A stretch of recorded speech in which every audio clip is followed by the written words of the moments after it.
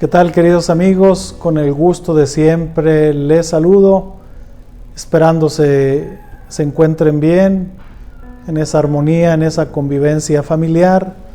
Bienvenidos a este su programa, Al Encuentro con la Palabra. La intención de estos momentos es ir caminando poco a poco hacia Cristo. A lo largo de toda la historia de la salvación, recordemos que todo ha sido preparación. El Antiguo Testamento prepara el Nuevo Testamento y el Nuevo Testamento le da sentido al Antiguo Testamento, es la plenitud. Y hemos visto a lo largo de estos programas las diferentes etapas, los diferentes bloques que componen la historia de la salvación. La vez anterior, la cápsula anterior, veíamos esta época llamada de los Macabeos, una familia judía que se rebela en contra de un rey griego llamado Antíoco IV Epífanes, y que viene después la purificación del templo. Yo quisiera ahora detenernos un poco en esta época, en esta etapa que llamamos la etapa de los romanos. Es una época muy importante porque prepara de alguna forma ya inmediatamente el nacimiento de Cristo.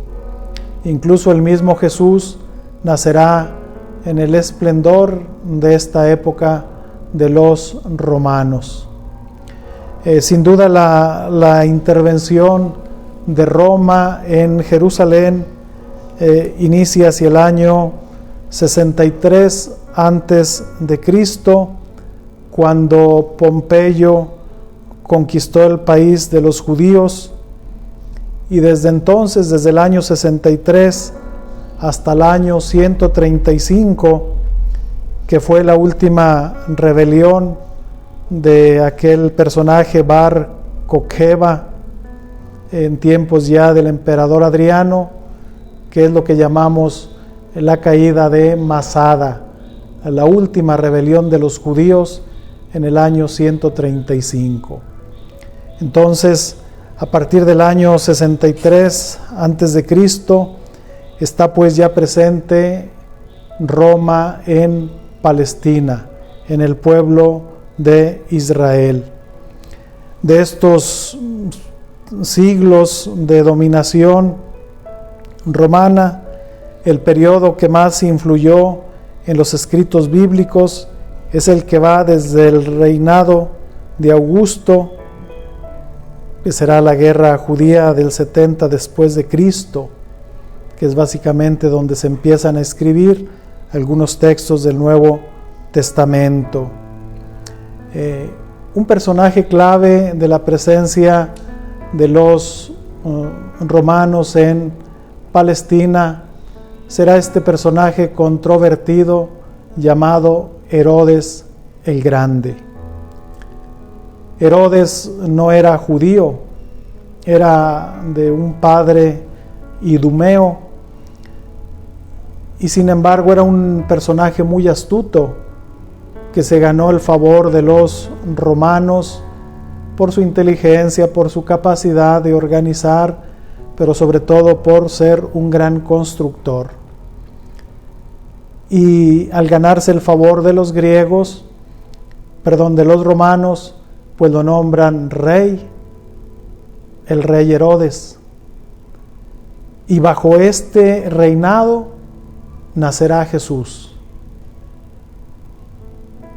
Era un hombre que se ganó el cariño también de los judíos. ¿Cómo ganó su cariño? Pues les arregló, les reconstruyó, les dejó el templo tan hermoso como en sus mejores tiempos. Y no solamente eso, Herodes se dedicó a construir pues algunas fortalezas que aún el día de hoy se conservan, como la fortaleza Antonia. Construyó arriba de una montaña un palacio, el Herodión. En la misma Jerusalén, pues grandes obras, sobre todo traer agua desde muy lejos hasta la ciudad de Jerusalén, y grandes obras, teatros, lugares de esparcimiento, y se ganó el favor de los judíos. Obviamente, gran parte de los judíos jamás lo aceptaron por estar a favor de los romanos, pero una parte sí, se sentían apoyados por él. De suyo había un grupo social que se llamaban los herodianos. Los herodianos eran judíos que simpatizaban con Herodes. Y pues bueno, Herodes tiene una historia trágica al final, un hombre que mata a sus esposas y que mata a varios de sus hijos.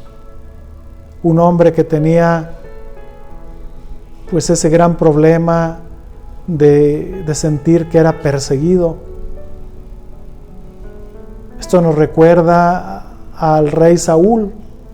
Recuerdan a aquel rey que se sentía perseguido por todo mundo, sobre todo por el rey o el soldado que en ese momento era David. Saúl nunca pudo reinar porque siempre sintió que era perseguido.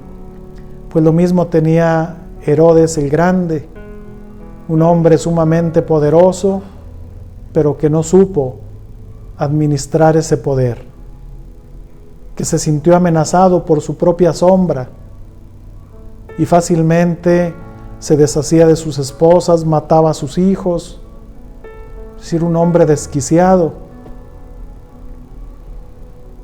Recordemos que cuando Jesús nace, el mismo Herodes manda matar a todos los niños, creyendo que al matar a esos niños mataría también a Jesús. ¿Y cuál fue su sorpresa? Que José y María tienen que huir a Egipto para salvar al niño. Herodes será recordado no solamente por su grandeza, por ser un gran constructor, sino por ser un gran asesino de menores, de niños.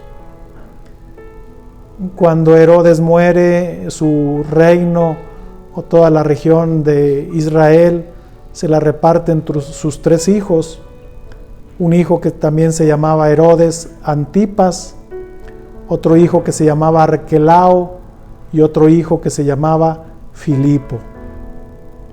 También muy difícil la relación entre los mismos hijos. Herodes Antipas ya corresponderá a la muerte de Cristo. Y el mismo Herodes se casa con su cuñada, la esposa de Filipo. Recuerden aquel momento bochornoso, triste, doloroso, cuando muere Juan el Bautista. Herodes se había casado con su cuñada, con la esposa de Filipo. Y Juan Bautista le decía a Herodes Antipas, le decía: no te es lícito lo que has hecho, no es correcto que te hayas casado con tu cuñada. Y aquella mujer, pues con todo ese resentimiento, buscando siempre el momento de acabar con Juan Bautista.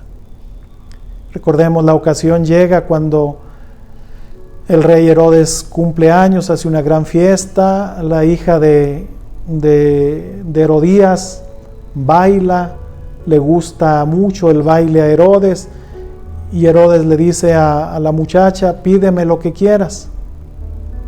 Y la muchacha va a su mamá y le dice: mamá, ¿qué le pido? Y la mamá, que tenía todo aquel resentimiento contra Juan, le dice: dile al rey que me entregue en esta charola la cabeza de Juan Bautista. Y así muere uno de los más grandes personajes, Juan Bautista, por dar testimonio de la verdad, por ser un hombre fiel a sus ideales, por ser un hombre fiel a Dios. Y entonces esta época, esta presencia de los romanos en Israel, pues será un momento muy doloroso, trágico para los israelitas, y el momento más doloroso sin duda será en el año 70 después de Cristo, cuando los romanos destruyan para siempre el templo de Jerusalén. A partir del año 70 ya no se levantará el templo, pero fue destruido por los romanos. Otra gran enseñanza que nos deja esta parte de la historia, sobre todo pues pensemos en los emperadores romanos, hombres con un gran poder, pero con muy poca inteligencia.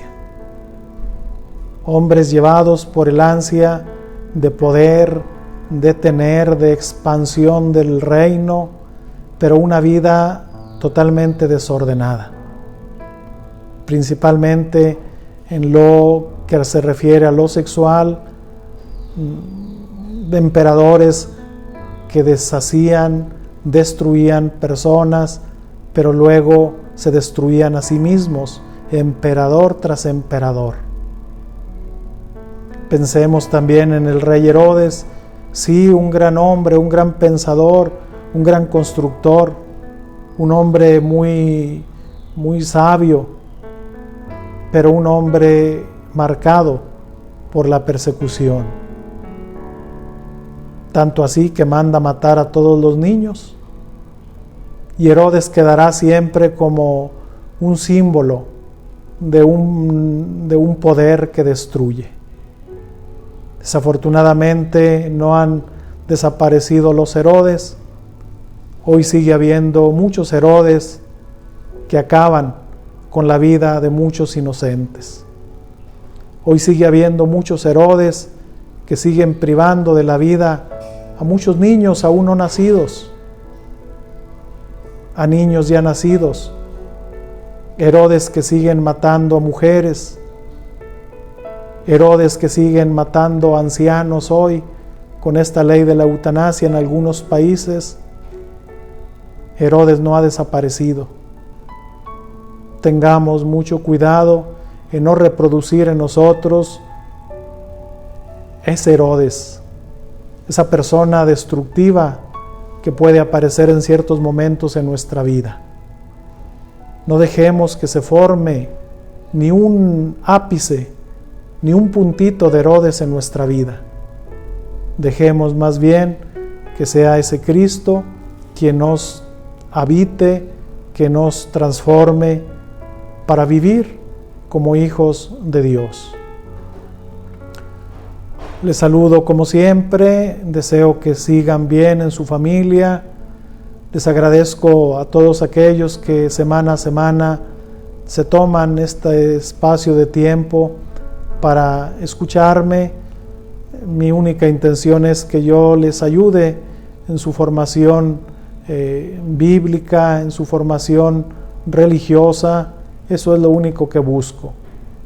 Ojalá lo logre, y agradecerles pues que cada martes nos están viendo. Invitarlos pues a que nos sigan en nuestras redes sociales, página de YouTube de la Diócesis de Gómez Palacio, página de Facebook de la misma diócesis, y en la cuenta personal de un servidor, Julius Carrillo. Les bendigo, y la bendición de Dios Todopoderoso, Padre, Hijo y Espíritu Santo, cuide y proteja siempre a su familia. Amén.